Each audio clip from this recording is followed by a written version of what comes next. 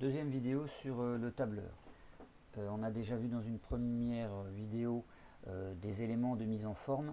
Ici, on va s'attaquer davantage à des considérations mathématiques puisqu'on va faire un cours sur les formules. On va voir essentiellement ce que c'est qu'une adresse relative, une adresse absolue et une adresse mixte. Premièrement, une formule commence toujours par le signe égal. Et cette formule, en règle générale, elle est suivie par une adresse. Par exemple, je vais mettre une formule très simple, égale à 1. Quand on fait entrer, je remets ma cellule active, vous avez le résultat de votre formule. Donc ici, dans la ligne de saisie, on voit égal à 1, et ici, vous avez le résultat, c'est-à-dire égal à 1, on a 1. Première question, quel est l'intérêt de mettre une adresse dans une formule? Exemple ici, pourquoi j'ai pas marqué 1, tout simplement. Donc je vais vous montrer un premier avantage. Imaginons que dans votre feuille de calcul, au bout d'un moment, vous vous rendez compte que vous êtes trompé sur un des nombres. Par exemple ici, le nombre 1, c'était pas 1 en fait, mais c'était 10. Donc je transforme le 10 qui est ici. Et le problème, c'est que le 10 qui est ici, puisqu'ici je vais avoir le même nombre qu'ici, ne va pas se transformer. Alors que si j'avais mis la formule égale à 1, imaginons que je transforme ici le 10, et bien, la feuille de calcul va être actualisée immédiatement. Je remets 1. Ensuite, le deuxième avantage, c'est qu'on va pouvoir faire des remplissages en utilisant des formules. Qu'est-ce que c'est qu'un remplissage? Donc quand vous avez une cellule qui est active, vous voyez sur le bord inférieur droit un petit carré. Et avec votre souris, qui est représentée par une flèche, quand vous allez sur ce petit carré, votre flèche se transforme en croix. À partir de ce moment-là, vous pouvez cliquer dessus et faire glisser cette cellule.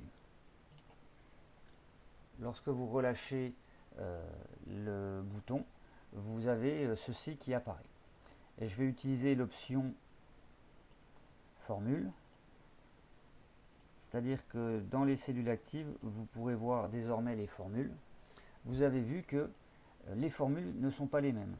En fait, quand vous écrivez une adresse qui est ici relative, lorsque vous faites un remplissage vers le bas, en fait, vous faites un mouvement où vous changez de ligne. Et bien, la formule va également interpréter votre changement de ligne en passant de 1 à 2, à 3, à 4, etc. Et le remplissage peut se faire également vers la gauche ou vers la droite. Si vous faites un remplissage vers la droite, vous allez changer de colonne. Et donc naturellement, la formule va interpréter ce changement de colonne. Donc elle va passer de la colonne A à la colonne suivante, qui est la colonne B. Évidemment, si vous faites encore un remplissage vers la droite, elle va passer à la colonne C, etc., etc. Et à partir de cette formule, si vous faites un remplissage vers le bas, vous allez avoir les lignes qui vont changer. Je vais ôter l'option formule. Donc par défaut, voilà le résultat que vous aurez. Donc ici, vous aurez ce qu'il y a en A1, en A2, en A3, en A4, etc. Et ici, vous aurez ce qu'il y a en B1, B2, etc., etc. Donc voilà pour les adresses relatives. Je reviens à ma cellule C1 et je vais changer légèrement ma formule. Au lieu de mettre égal à 1, je vais mettre égal $A $1. Entrée. J'obtiens 1, normal, puisque j'ai écrit égal à 1 en fait. La différence, elle va se faire, donc je vais à nouveau mettre l'option formule. Lorsque vous allez faire un remplissage avec ce genre d'adresse, qui est une adresse absolue, elle ne changera jamais. Vérification, le $A $1 reste $A $1, et si je fais un remplissage vers la droite, ça ne change toujours pas. Si j'ôte l'option formule, on voit bien que on a dans toutes les cellules le résultat de A1. Donc les adresses relatives 100 $, ce sont des adresses qui vont changer lors du remplissage. Les adresses absolues ne vont pas changer. Et je termine ce cours avec les adresses mixtes qu'on rencontre très peu au lycée. Ce sont des adresses qui sont mi-relatives, mi-absolues. Exemple, si je mets l'adresse égale $A1. En fait, vous pouvez considérer que le dollar sert à bloquer.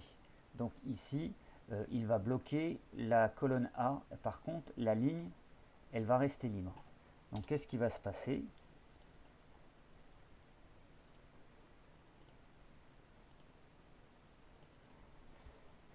Lorsque je vais faire un remplissage vers le bas, puisque je n'ai pas bloqué les lignes vont changer.